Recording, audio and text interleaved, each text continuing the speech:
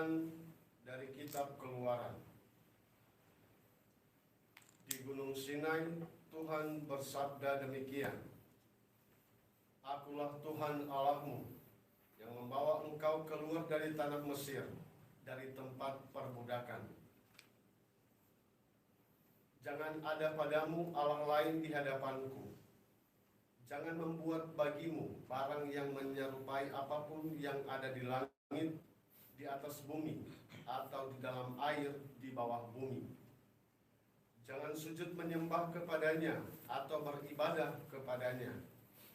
Sebab aku Tuhan Allahmu adalah Allah yang cemburu, yang membalas kesalahan bapa ke dalam diri anak-anaknya dalam keturunan yang ketiga dan keempat dari orang-orang yang membenci aku. Tetapi aku menunjukkan kasih setia kepada beribu-ribu orang, yaitu mereka yang mengasihi aku dan yang berpegang pada perintah-perintahku. Jangan menyebut nama Tuhan Allahmu dengan sembarangan, sebab Tuhan akan memandang bersalah orang yang menyebut namanya dengan sembarangan. Ingatlah dan kuduskanlah hari Sabat. Selama 6 hari engkau bekerja dan melakukan segala pekerjaanmu. Tetapi hari ketujuh adalah Sabat Tuhan Allahmu. Maka janganlah melakukan suatu pekerjaan, engkau sendiri atau anakmu laki-laki atau anakmu perempuan, hambamu laki-laki dan hambamu perempuan, atau hewanmu, atau orang asing yang ada di tempat kediamanmu. Sebab 6 hari lamanya Tuhan menjadikan langit dan bumi, laut dan segala isinya, dan pada hari ketujuh ia beristirahat. Itulah sebabnya Tuhan memberkati hari Sabat dan menguduskannya. Hormatilah ayah dan ibumu, agar umurmu panjang di tanah yang diberikan Tuhan Allahmu kepadamu. Jangan membunuh, jangan berzinah, jangan mencuri, jangan bersaksi dusta terhadap sesamamu, jangan mengingini rumah sesamamu, jangan mengingini istrinya, hamba sahayanya, lembu atau keledainya, atau apapun yang dimiliki sesamamu. Demikianlah sabda Tuhan. Syukur kepada Allah. Mazmur tanggapan dengan referen, Tuhan, Engkau memiliki sabda hidup abadi. Tuhan, Engkau memiliki sabda hidup abadi. Taurat Tuhan itu sempurna, menyegarkan jiwa. Peraturan Tuhan itu teguh, memberikan hikmat kepada orang bersahaja. Tuhan, Engkau memiliki sabda hidup abadi. Titah Tuhan itu tepat, menyukakan hati. Perintah Tuhan itu murni, membuat mata cerita. Tuhan, Engkau memiliki sabda hidup abadi. Takut akan Tuhan itu suci, tetap untuk selama-lamanya. Hukum-hukum Tuhan itu benar, adil selalu. Tuhan, Engkau memiliki sabda hidup abadi. Lebih indah daripada emas, bahkan daripada emas tua, dan lebih manis daripada madu, bahkan daripada madu tetesan dari sarang lebah. Tuhan, Engkau memiliki sabda hidup abadi. Baik, Pantar Injil. Haleluya, haleluya, Haleluya, haleluya.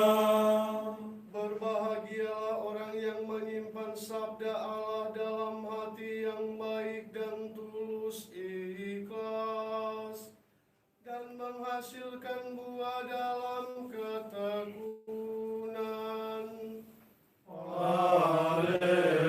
Haleluya, haleluya. Tuhan sertamu. Dan sertamu juga. Inilah Injil Yesus Kristus menurut Santo Matius. Dimuliakanlah Tuhan. Sekali peristiwa, Yesus bersabda kepada murid-muridnya, Dengarkanlah arti perumpamaan tentang penabur.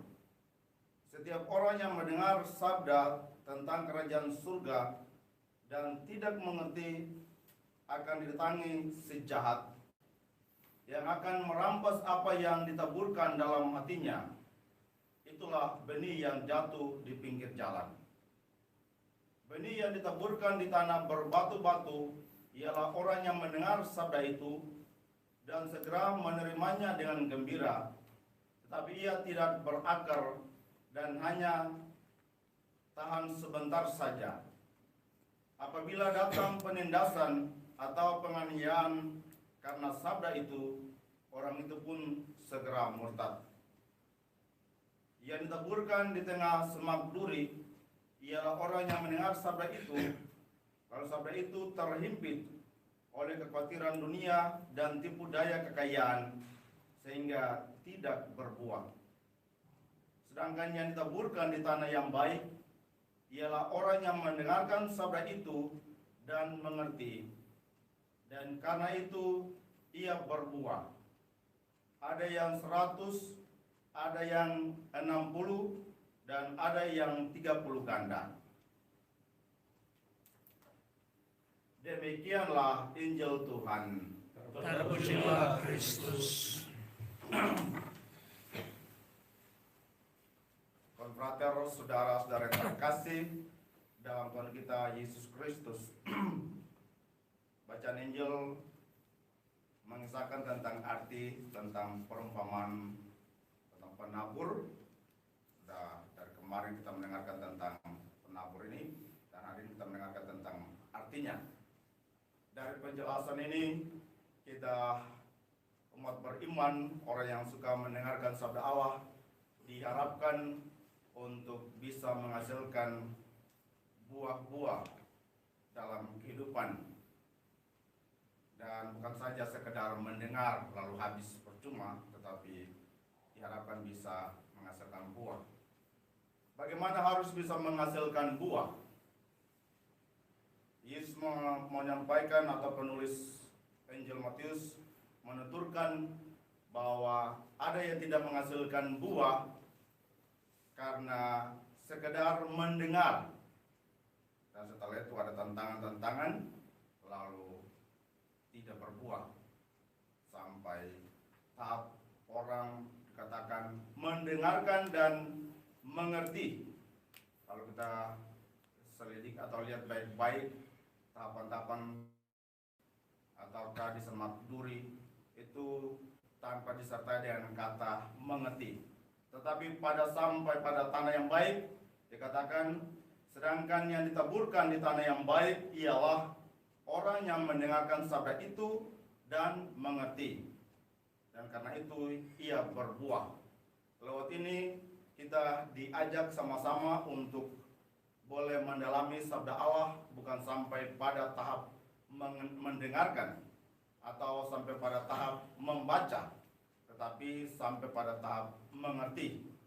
Kalau sampai pada tahap itu, menurut apa yang dikatakan dalam Injil Matius ini, maka kita bisa menghasilkan buah-buahnya dalam perbuatan-perbuatan baik dalam kehidupan kita. Sehingga dari sini kita diajak untuk melihat bagaimana cara kita berusaha mengamalkan sabda Allah dalam pengalaman hidup harian kita.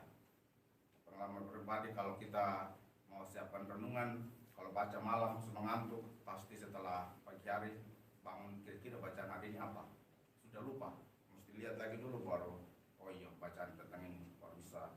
Atau malam hari supaya lebih ingat, tulis lagi kata-kata penting supaya bisa mengertinya dan bisa mewartakannya dalam renungan-renungan. Tapi kalau yang sekedar baca lalu apalagi sudah dalam keadaan mengantuk, apalagi tidak baca, maka semakin tidak tahu dalam kehidupan dan bisa tidak mengamalkannya.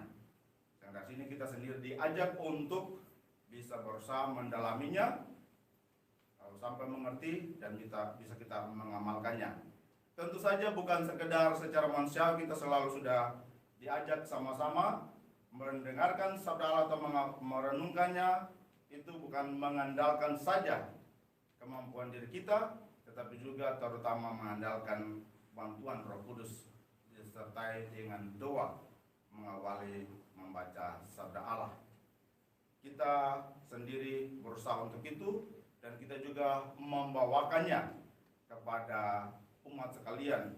Kita sebagai pemimpin umat, pewarta-pewarta dan calon pewarta itu diajar bagaimana berusaha mendampingi umat supaya berbuah dalam sabda Allah itu sampai pada tahap mereka bisa mengerti, menerima dan mengerti sabda Allah dalam kehidupan kita, sehingga kita harus memperhatikan cara kita mewartakan sabda Allah, bukan sekedar menjelaskannya tanpa membacakan sabda Allah misalnya, tapi membacakannya, menjelaskannya, atau kita pakai juga metode lain. Kita saja sebagai pastor pasti ada banyak penafsiran tentang sabda Allah, apalagi di tengah-tengah umat pasti akan semakin bingung. Misalnya dalam 10 perintah Allah tadi, dalam kelompok-kelompok gereja juga ada beda penafsiran. Misalnya kuduskanlah kuduskanlah hari Tuhan. Dikatakan hari ke-7, hari Sabat, itu hari Sabtu. Tapi kita yang lain menguduskannya pada hari Minggu. Itu juga bagian perbedaan penafsiran. Apakah itu juga menghasilkan, mempengaruhi tentang mengamalkan sabda Allah, atau persoalan menghormati orang tua. Apakah kita misalnya orang-orang mengikuti panggilan khusus, apakah sampai mengabaikan orang tua kita, ataukah bagaimana? Itu antara lain hal-hal yang menjadi tantangan pergumulan-pergumulan sabda Allah yang perlu ada penjelasan-penjelasan yang lebih dalam, sehingga kita sendiri dan juga umat beriman bisa mengertinya dan mengamalkannya. Sehingga dari sini kita diajak untuk semakin berusaha membaca kitab suci, berusaha mencari referensi yang lain untuk semakin mengerti sabda Allah, dan terutama juga dalam semuanya itu senantiasa minta bantuan Roh Kudus, sehingga Roh Kuduslah yang memampukan kita untuk mengerti sabda Allah dan mengamalkannya. Semoga demikian. Amin.